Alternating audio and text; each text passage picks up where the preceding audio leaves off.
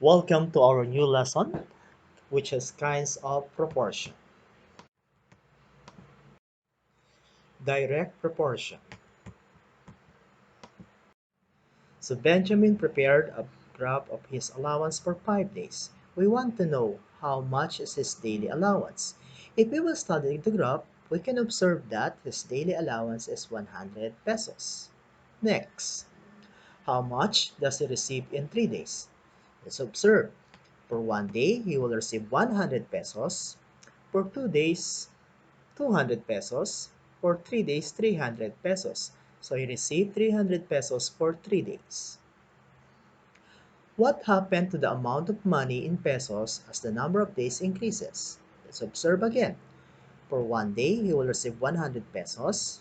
For 2 days, he will receive 200 pesos. So we can say that as the number in days increases, the amount in pesos also increases.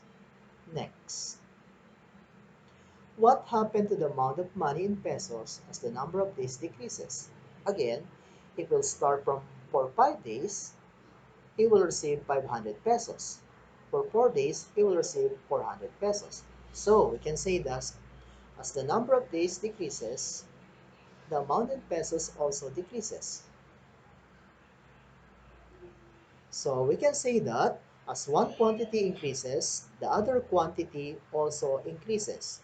Similarly, as one quantity decreases, the other quantity decreases. This is direct proportion. So the ratio of pencils to erasers is 3:2. If there are 12 pencils, how many erasers are there? So there are steps in order to solve this type of ratio or proportion problem. So the step number one is set up the ratios.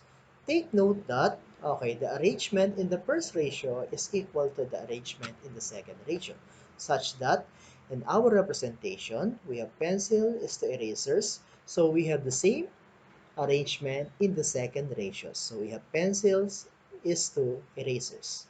Then we plug in the numbers. 3:2 is equal to 12 is to erasers, since we do not know the number of erasers yet. Next, step number 2. Solve for the missing term. Okay, take note that the product of the means is equal to the product of the extremes. I represent here n for the number of erasers.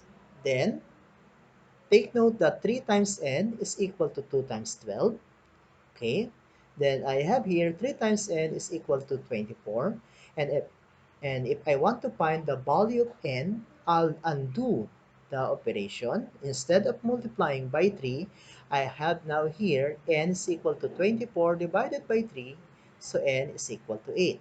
So therefore, there are 8 erasers. So let's have another example for the direct proportion. Kelly and Sally shared an amount of money. The ratio of their shares is 3:5.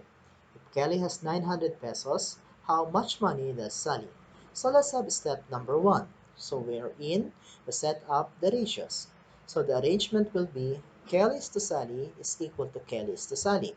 So we will plug in the numbers. For every 3 parts for Kelly, there are 5 parts for Sally. So Kelly has 900 pesos for a known amount for Sally.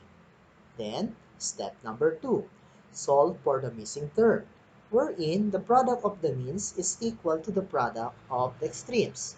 Okay, so the means are 5 and 9, and the extremes are 3 and n. So I have here 3 times n is equal to 5 times 900.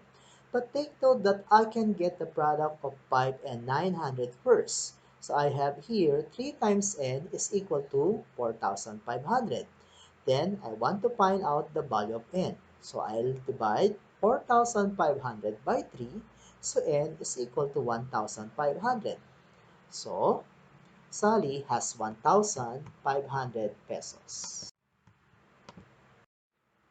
Partitive proportion. In partitive proportion, it is important to know the ratio of the proportional parts. Andres and Santi share a bag of 42 candies in the ratio of 4:3. How many candies will each child receive? So let's represent 4 parts for Andres and 3 parts for Santi. Take note that the total number of candies is equal to 42. And I can see that there are 7 parts in all. So I can say that 7 parts or 7 units is equal to 42.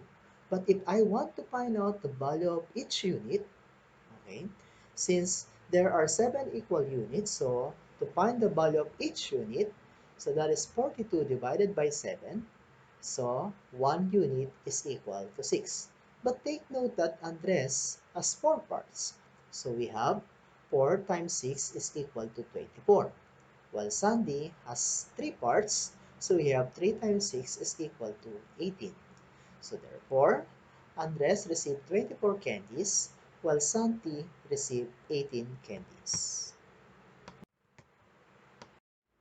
So let's have another example.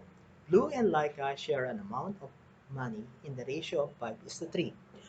Blue has 8,000 pesos more than Lyka. How much money do they share in all? So let's have step number 1. So take note that Blue has 5 parts while Lyka has 3 parts. Based on our illustration, Blue has 2 more parts than Lyka. So that those 2 parts is equal to 8,000. So I have here 2 parts is equal to 8,000, or I can say that 2 units is equal to 8,000.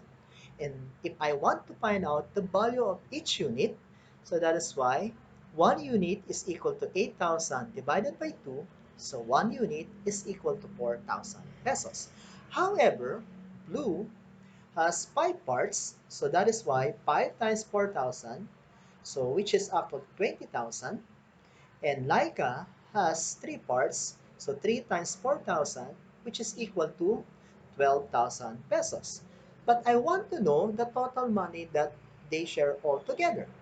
So I have here, so 20,000 plus 12,000, we have 32,000 pesos.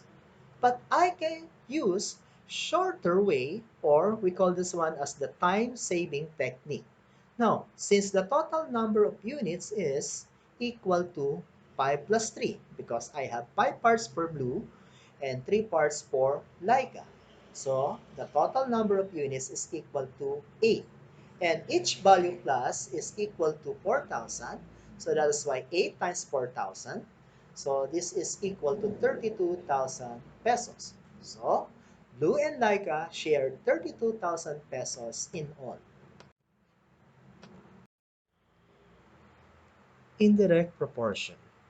In indirect proportion, as one quantity increases, the other quantity decreases. Also, as one quantity decreases, the other quantity increases. So let's have application for the indirect proportion. So Bert has enough money for 5 days vacation if he spends 600 pesos a day. For how many days will his money last if he decides to spend only 300 pesos a day? So our step number 1 will be set up the ratios like the direct proportion. So I have here minus 2 days is equal to minus 2 days. So take note that arrangement is very important in ratios. So we have here, next is plug in the numbers. So 600 is to 5 is equal to 300 is to n. Take note that for our step number 2, we will look for the missing term. Okay, that is 600 is to 5 is equal to 300 is to n. This is the difference between the indirect proportion and the direct proportion. In indirect proportion now, guys, so the first ratio or the product of the first ratio is equal to the product of the second ratio, such that 600 times 5 is equal to 300 times n. So I have here 3,000 is equal to 300 times n. Since I'm looking for the value of n, so n will be 3,000 divided by 300, so n is equal to 10. So therefore, the money will last for 10 days. So the next example, 10 builders can make a small house in 30 days. How long will it take 12 builders to do the same job at the same rate? So again, our step number one is set up the ratios. So again, we have here builders is the days is equal to builders is the days. So take note that I had 10 builders for 30 days, which is equal to 12 builders for unknown days. Next, on our second step, take note that we will look for or solve for the missing term. Recall that I have 10 is to 30 is equal to 12 is to n.